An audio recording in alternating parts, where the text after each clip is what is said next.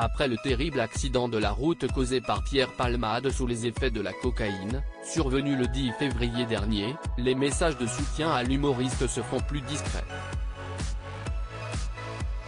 Si Muriel Robin et sa compagne Anne Le Naine sont venus le voir à l'hôpital immédiatement après l'accident, alors que son pronostic vital était engagé et que les résultats d'analyse toxicologique n'étaient pas encore tombés, l'humoriste en voudrait désormais terriblement à son ami.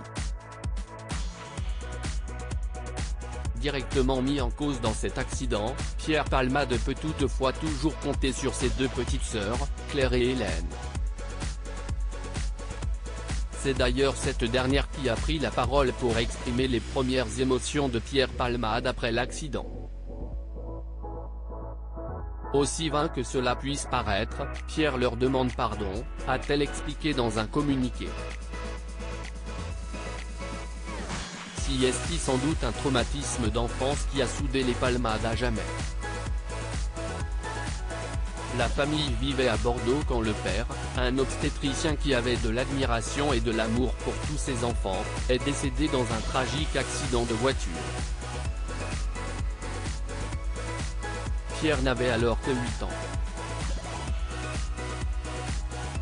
Lui et ses petites sœurs, plus jeunes d'1 et 4 ans, se sont retrouvés seuls avec leur mère.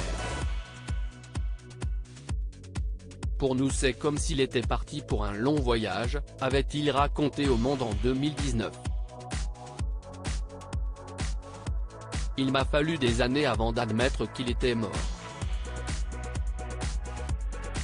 En effet, pour protéger ses enfants et se protéger elle-même, leur mère avait refusé qu'ils assistent à l'enterrement. C'était tellement de chagrin qu'elle ne voulait pas nous voir pleurer. Elle trouvait trop violent que nous réalisions cette disparition, avait déclaré Pierre Palmade. Les deux sœurs vivent à Bordeaux aujourd'hui. Hélène est médecin. Elle travaille au centre hospitalier universitaire de Bordeaux au service de chirurgie maxillo-faciale et stomatologie. Concernant la benjamine, Claire, elle a habité Paris durant près de 20 ans avant de revenir s'installer sur les rives de la Garonne. Cette artiste peintre plasticienne partage sa vie avec Johan, un photographe et réalisateur. Il est notamment le co-auteur du scénario d'Orange Sanguine, un film présenté à Cannes en 2021, hors compétition. Article écrit en collaboration avec 6 Médias Crédit Photo, Bertrand Rindoff-Tetroff.